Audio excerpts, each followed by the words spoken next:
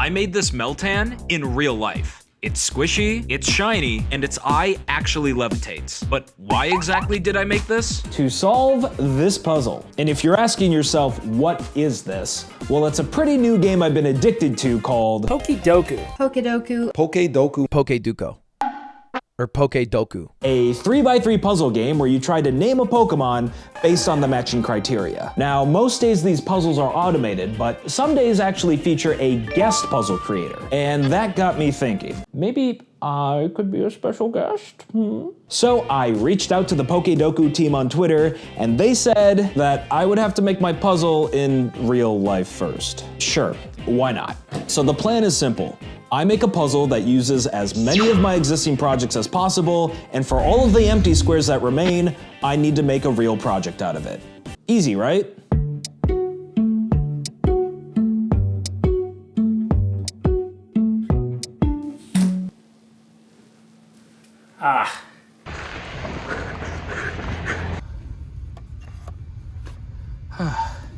Ooh, Froakie. Stop it.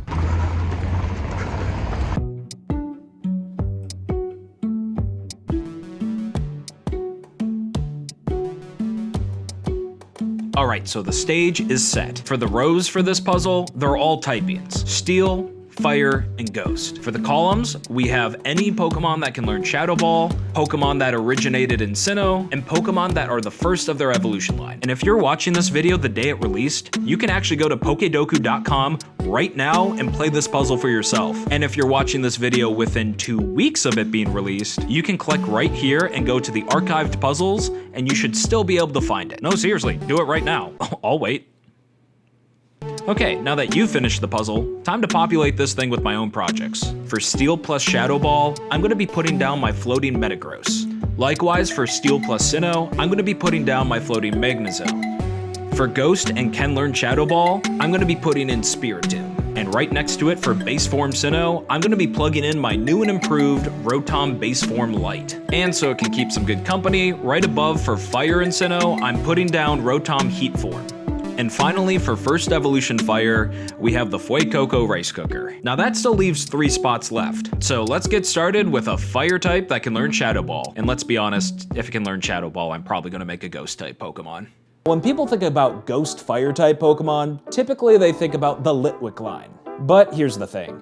There's already a bunch of real life projects of both Litwick and Chandelure on the internet, so I think it's time to give Lampent a little bit of love. For Lampent, everything starts with this light. Alpha13 on Patreon recommended this light to me because it actually mimics how a blue flame would glow. And if we take off the plastic, we can see it's just an array of LED lights. But I'm not the biggest fan of this outside shell, so I'm going to have to replace it with a custom flame-shaped diffuser. But enough talk, let's get to modeling.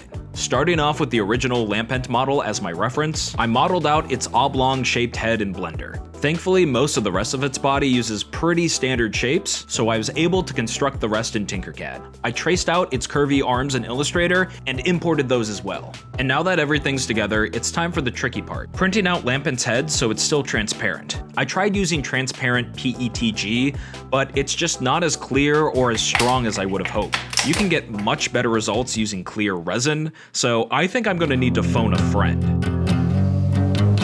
Yo. I catch you at a bad time. No, it's chill. Hot though. Cool, quick question. Do you think you could print me off some sort of like fishbowl shaped thing? It's gonna be like 6 inches by 6 inches. Your printer can handle that, right? I'm looking at it right now. I don't think that's gonna fit. Harry, is your resin printer in the same room as your hot tub? Hey, listen, man. I don't judge your life choices, all right? Okay, I think it's time to turn to some professionals for this one. So I'm gonna be turning to today's sponsor, PCBWay, to hopefully save the day. For my 3D printing needs, it was as simple as uploading the 3D files, choosing my material, and selecting a clear finish for my fake glass, and a diffuser finish for my fake flame. And when my package arrived, I was honestly stunned by these results. Like, these really don't even look 3D printed, and they look way better than what I printed off. But PCBWay offers way more than that. If you need custom circuit boards, they have you covered. Maybe you need some custom metal piece milled by a CNC machine. Well, they have you covered there as well. So if you have a project or an idea that you want to have come to life, check out PCBWay in the description to get started today. And now all I have to do is print out the remaining parts and assemble everything together. Oh right, and don't forget the eyes. And now for the moment of truth. Oh yeah, I am happy with that. Although I don't exactly want to hold this thing up all the time, so I printed off a little stand for it as well. Now we can put it down on the puzzle, and that's 1 down and 2 to go. Time to move on to Ghost plus First Evolution. For First Evolution plus Ghost, I'm going with a bit more of an unorthodox pick. So pack your bags, cause we're headed off to the Alola region where you can find Sandygast aplenty. For this Pokemon, I had the idea of making one of those sandcastle bucket molds, but, you know, in the shape of Sandygast. This is going to be a bit tricky though because of the big mouth hole that goes completely through it. And even some of the official Pokemon merch kind of struggle with this. Yeesh. But I was optimistic. So much so that I actually tried to model it from scratch in Mesh Mixer. But with a bit of practice, I got the base shape down. And I even modeled the hole in its mouth using Fusion 360. That's right, I'm using big boy modeling software now. And after hollowing it out in Mesh Mixer, I put everything together in Tinkercad. Now here are the 2 halves of the mold printed out. And wait, what are we doing in the kitchen? Sandygast, the sand heap Pokemon, a ghost and ground type. Sandygast can control people or Pokemon if they touch its shovel. Control? Hey, what's up guys? Welcome back to Binging with BigRig, where today we're going to be taking a look at Sandygast from the Alola region. And yes, I agree, this channel is running this bit into the ground, or I guess sand. But why are we even here in the kitchen? Well, it turns out to make your own moon sand at home, it only takes 2 technically edible ingredients. So in a bowl, we're going to pour in 8 parts flour to 1 part baby oil. And after mixing it around with a spoon for about 5 minutes, it's going to give you that moon sand consistency you're looking for. Now we're going to take our Sandygast mold and attempt to put this together, and oh my, that did not work. Let's try pre-packing the mold with the sand, and still a bust. I think it's a combination of both the consistency of the sand and the shape of the mold not letting it release correctly. I tried with a bunch of different ratios of the ingredients, but yet I still failed. And I'm not gonna lie, this kinda just ended up being a huge wasted time. And sometimes you just gotta go with the industrial grade stuff. This is kinetic sand, and it's different from my moon sand because it's made of actual sand and this silicon compound that I won't even pretend I know how to pronounce. And I'm not gonna lie, I kinda see why kids like this stuff. It molds and shapes back together in a way that almost makes it feel like it has a memory or some sort of ghostly spirit possessing it, which I think is quite fitting for this project. Now I also remade the mold so that the halves of it would perfectly align with the tops of the crests. And as I squish everything together, we have ourselves a perfect Sandygast. Well, almost perfect. We still need to have the shovel and the eyes.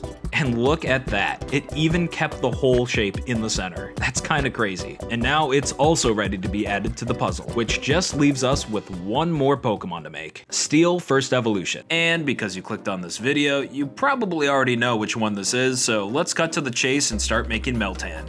And everything starts with this globe that floats in place using electromagnets. Ooh, there it is! He's finally using magnets in the video! So let's pop this thing open and see how much the plastic weighs, because we're gonna have to make our new 3D print enclosure for this magnet weigh the exact same. I also extracted the electromagnet apparatus, so now we're ready to model this thing in Tinkercad. For the head, I just separated it into 2 halves and made a little path for the wires, and for the bottom half, I printed out this mold because I wanted to make it squishy.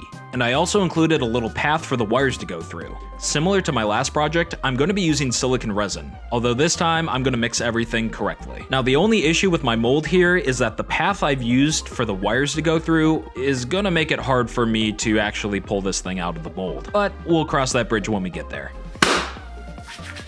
After mixing the part A and part B of the concoction, I'm going to be adding this mica powder to imitate that metallic looking sheen that its body has, since it's supposed to look like mercury, I think. Also, quick aside, I just think it's kind of funny I'm adding this metal powder to make a Meltan when there's a fan theory that makes Ditto and Meltan related, not only because they look similar and they have squishy bodies, but also because there's a chance that Dittos can hold metal powder when you catch it. I am not making this up. Anyways, I'll return you to the video now. And after mixing everything together and making a huge mess, it's time to pour everything into the mold and wait for the next day. All right, time to extract this little guy.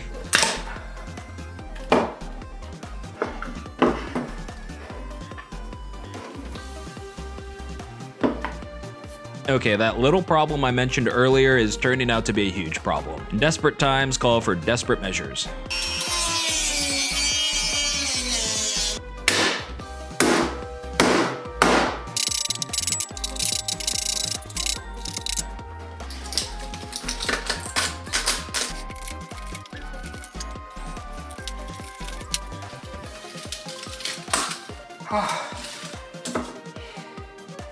He's free.